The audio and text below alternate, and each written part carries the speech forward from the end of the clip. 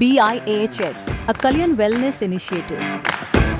আমি আগের ভিডিওতে যেটা বলেছিলাম যে অস্টিওআর্থ্রাইটিস অফ নি জয়েন্ট সম্বন্ধে, তো নি জয়েন্ট সম্বন্ধে তো ডিফারেন্সিয়াল টেকনিক আছে যেগুলোতে ট্রিটমেন্ট পারপাসে আমরা অ্যাপ্লাই করি। তার মধ্যে one of the best treatment হচ্ছে এই মুলিগান টেকনিক, যেটা হচ্ছে বলেছিলাম আমি আগের ভিডিওতে।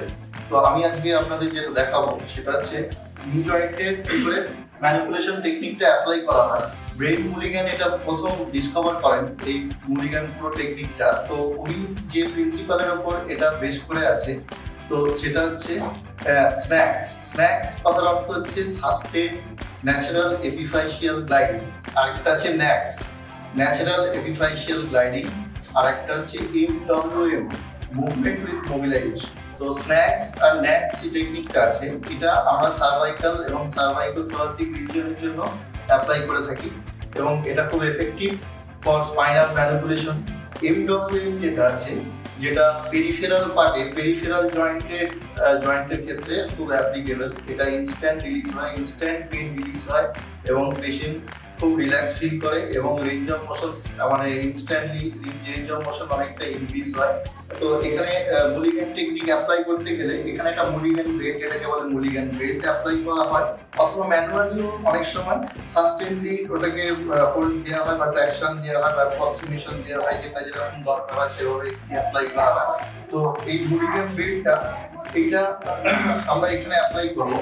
আমি পার্টিকুলার শুধু নি জয়েন্টের কথা বলছি, নি জয়েন্টের ম্যানিপুলেশন কিভাবে করব। আমি অস্টিওআর্থ্রাইটিসে বলেছিলাম যে মিডিয়াল লাইন যেটা আছে, মানে টিবিওফিউমারাল যে লাইনটা আছে, টিবিওফিউমারাল জয়েন্ট লাইনটাতে যদি আমি প্যালপেট করি তাহলে একটা টেন্ডারনেস বা পেইন পাওয়া যায়। আদারওয়াইজ ওটা পুরো জয়েন্টটা ধরেই একটা পেইন পাওয়া যেতে পারে এবং ভিরাস ডিফর্মিটি হয়, যার কারণে মিডিয়াল সাইডটা বেশি ওয়েট পড়ে, বেশি ওয়েট জেনারেট হয়, এই জায়গাটা ডিফর্মেশনটা বেশি হয়, যার কারণে ভিরাস ডিফর্মিটি হয় এটসেট্রা। তো এই মিডিয়াল বেসটাকে আমাকে রিডিউস করতে হবে, মিডিয়াল যে কম্প্রেশনটা আছে সেটাকে আমাকে রিডিউস করতে হবে। সেক্ষেত্রে আমি মুলিগান টেকনিকটা এরকম ভাবে ব্যবহার করতে পারি। প্রথমত আমি একটুখানি অ্যানাটমিক্যাল ধারণা বলে রাখি যে এখানে যেটা আছে ফিমারের যে দুটো কন্ডাইল আছে, ফিমারের কন্ডাইল দুটো হচ্ছে কনভেক্স কনভেক্স, আর টিবিয়ার যে ফ্যাসেট দুটো আছে যার উপরে কন্ডাইলটা আসছে সেটা হচ্ছে কনকেভ। তো কনকেভ আমি মোবিলাইজেশনটা বা ম্যানিপুলেশনটা এরকম ভাবে করতে পারি যে একবার কনকেভের উপরে একবার কনভেক্সের উপর, বোথ সাইড আমি করতে পারি। কিন্তু এখানে দেখতে হবে রিডাকশনটা আমি কোন দিকে চাই। এটা যদি ল্যাটারাল রিডাকশন চাই তো ল্যাটারাল সেরকম ভাবে প্রেস করতে হবে। তো জেনারেলি আমি মিডিয়াল রিডাকশনটা দেখাচ্ছি, মিডিয়ালটা কিভাবে আমি রিডিউস করবো, মিডিয়াল কম্প্রেশনটাকে।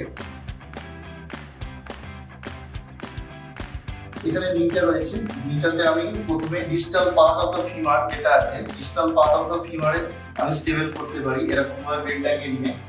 তো এটা টোটালি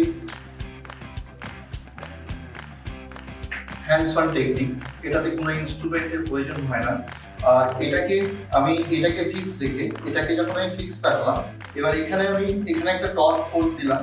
টর্ক বলতে কিরকম, টর্ক ফোর্সটা হচ্ছে একবার একটা এই সাইডে একটা এই সাইডে অপোজিট ডিরেকশনের ফোর্সটা যাতে জিনিসটা রোটেট করতে পারে। তো এখানে আমি টিবিয়ার যে কন্ডাইলটা আছে, ফিবুলার নেক এবং টিবিয়ার কন্ডাইল দুটোকে এটাকে নিলাম আর এখানে ক্যালকেনিয়ামের নিচে হোল্ড করেছি। হোল্ড করে এখানে আমি একটা টর্ক ফোর্স রেখে দিয়েছি, প্লাস হচ্ছে এখানে একটা সাস্টেন ট্র্যাকশন কন্টিনিউয়াসলি আমি বেল্ট এটা চলছে দিয়ে আমি এটা যখন মুভমেন্ট করবো তখন দেখা যাচ্ছে আমার মিডিয়াল পার্টটা অনেকটা রিডিউস থাকছে, উইথ মুভমেন্ট হচ্ছে। এতে কি হবে, পেনটা ইনস্ট্যান্টলি রিলিজ হবে, তার সাথে সাথে জয়েন্টের রেঞ্জ অফ মোশনটা বাড়বে। যতটা আমার প্রয়োজন হবে আমি রেঞ্জ অফ মোশনটাকে বাড়িয়ে আনতে পারবো এরকম ভাবে। তো এই মোশনটা এরকম ভাবে আমরা করাতে পারি। তো এটা একটা টেকনিক।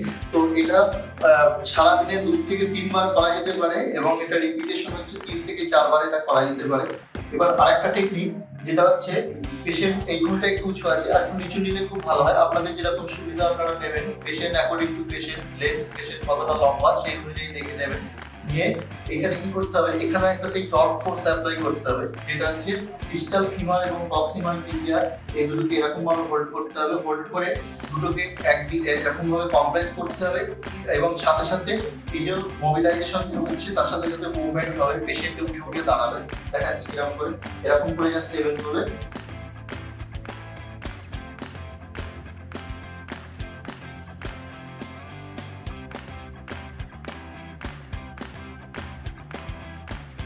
এই টেকনিকটাতে যদি কোনো ডিসফাংশনও থাকে নি জয়েন্টে, তাহলে ডিসফাংশনটা অনেকটা অ্যালাইনমেন্টে চলে আসবে এবং সেটা এফেক্টিভ হবে, পেন সাথে সাথে রিডিউস হবে এবং কম্প্রেশনটাও কমে যাবে, প্লাস হচ্ছে রেঞ্জ অফ মোশনটা অনেকটা বেড়ে যাবে। আরেকটা টেকনিক যেটা বলছিলাম সেটা হচ্ছে এরকম ভাবে আমি পেনটাকে প্রেস করব। তো আচ্ছা, বাই দ্য ওয়ে আরেকটা কথা আমি বলে রাখি আপনাদের, যে এখানে যদি কোনো পেন ফিল করে পেশেন্ট পেনটার জন্য, তো এখানে আপনি একটা টাওয়ার ইউজ করতে পারেন, কোনো অসুবিধা নেই। তার জন্য একই ফোর্স ক্রিয়েট হবে, একই ফোর্স জেনারেট হবে, তাতে কোনো অসুবিধা নেই। এরকম ভাবে সাস্টেন, এই যে এটাকে আমি যখন টান দিচ্ছি, এটা যখন বাইরের দিকে বেরিয়ে আসছে ল্যাটারালি, এইবার এই ল্যাটারালি বেরিয়ে আসার পর এটাকে আমি মুভমেন্ট দিচ্ছি।